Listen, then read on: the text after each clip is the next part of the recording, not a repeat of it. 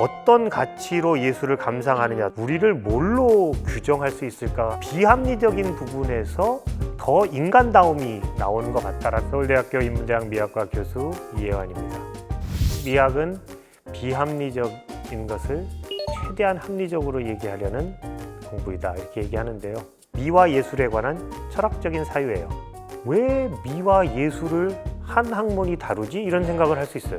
예술은 감성의 산물이고, 아름다움을 느끼기 위해서는 합리적이고 논리적으로 따져보는 게 아니라 감성의 영역이 발동해야 되고, 요만큼이 제가 논리적으로 생각하는 거고 여기가 감성입니다, 이런 거 없죠. 점점 시대가 변화하고 우리가 지금 사는 세상에는 우리를 뭘로 규정할 수 있을까 하는 것이 당연히 합리적인 부분이겠지만, 그 비합리적인 부분에서 더 인간다움이 나오는 것 같다라는 생각을 하는 거죠. 여전히 아주 안개 속에 들어있는 그 영역, 부를 이름이 마땅치 않아서 그냥 감성이라고 부르는 그 영역을 조금 그래도 알아봐야 되지 않겠냐, 합리적으로 따져봐야 되지 않겠냐라고 하는 것이죠. 미와 예술의 근본이 되는 것이 감성이라고 생각하고, 그 감성의 특징은 비합리성.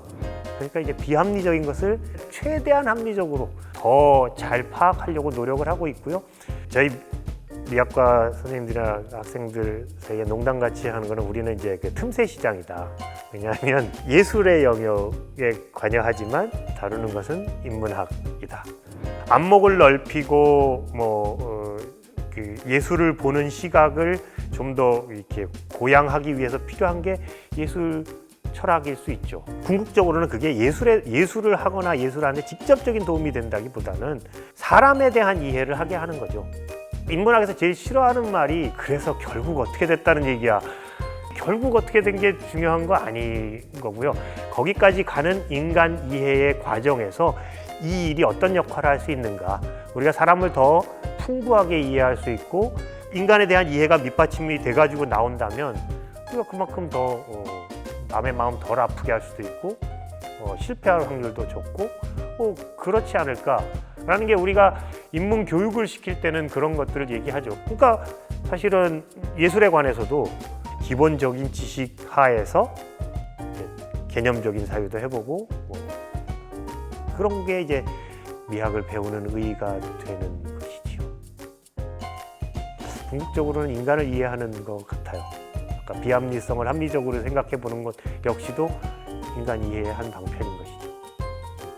아, 이게 예술이라고 하는 것이구나 하는 것은 굉장히 긴 역사적인 흐름 속에서 만들어진 것이거든요. 단지 우연이라기보다는 그런 것들에게 우리가 어떤 가치를 부여하고 어떤 역할을 하게 하느냐에 따라서 만들어진 것인데, 그렇기 때문에 어떤 가치로 예술을 감상하느냐도 시대마다 다 달라요. 이론은 예술 감상을 방해한다라는 게 우리가 흔히 가진 생각이에요. 그렇지만 우리가 또 따지고 보면 아무 선입견 없이 예술을 만나지도 않아요.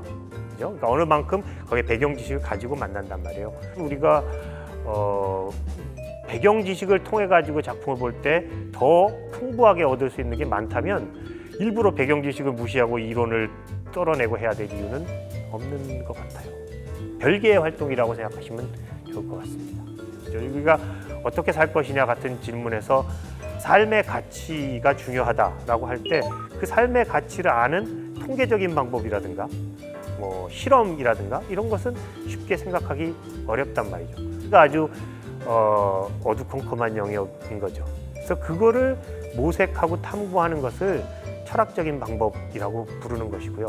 특히 지금 어느 때보다도 예술, 문화, 무슨 감성, 감정 이런 것들을 통해서 우리 삶을 이해하고 인간을 이해하고 하려고 하는 노력들이 많기 때문에 그거를 주로 다루는 학문이 사실은 미학인 것이거든요.